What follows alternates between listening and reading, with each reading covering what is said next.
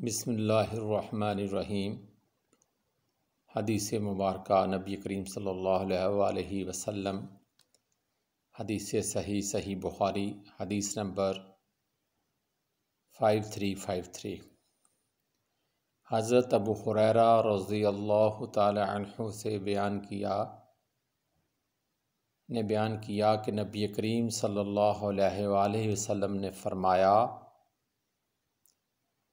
بیواؤں اور مسکینوں کے کام آنے والا اللہ کے راستے میں جہاد کرنے والے کے برابر ہے، یا رات بھر عبادت اور دن کو روزے رکھنے والے کے برابر ہے۔